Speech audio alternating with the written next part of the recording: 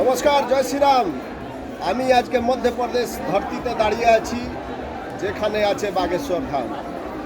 আমি ধীরেন্দ্র শাস্ত্রী, যিনি হিন্দু রাষ্ট্র গঠন করার জন্যে এগিয়ে আছেন, আমি উনাকে সমর্থন জানানোর জন্য আমি পশ্চিমবাংলা থেকে এখানে এসেছি।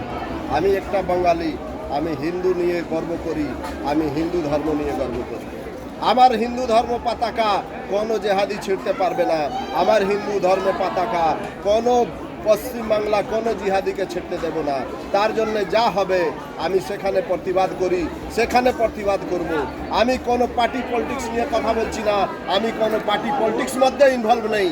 আজ থেকে আমি কোনো পার্টি মেম্বার নেই। আমি একদম হিন্দু ধর্মাবলম্বী আছি, আমি একটা কট্টর হিন্দুত্ববাদী আছি। আর যেখানে হিন্দু অত্যাচার হবে সেখানেই আমি দাঁড়াবো।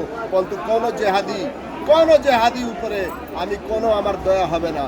আমি এই ধীরেন্দ্র শাস্ত্রীর জন্মভূমিতে এসে আমি হিন্দু রাষ্ট্রের জন্য আমি উনাকে সমর্থন জানাচ্ছি।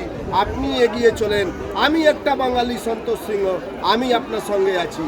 আমি ভারতবাসী, আমি হিন্দুস্তানি, আমি বাঙালি। আমার গর্ব হিন্দু, আমার হিন্দু রাষ্ট্র গঠন করতে হবে। তাই জন্য আমি এইখানে এসেছি। সবাইকে আভার জানাচ্ছি, সবাই সমর্থন করেন। জয় জয় শ্রীরাম। সবাই সমর্থন করেন। এইখানে ধীরেন্দ্র শাস্ত্রী, এইখানে বাগেশ্বর ধাম শুনেছি, বাগেশ্বর ধাম প্রভু অনেক কৃপা হয়েছে।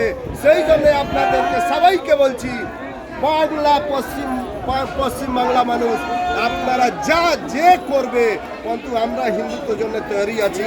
হিন্দু বিরুদ্ধে যাবে তার বিরুদ্ধে আমি আছি। আমি কোনো সমাজের উপরে অত্যাচার করি না, আমি কোনো সমাজের উপরে অত্যাচার করতে চাইছি না।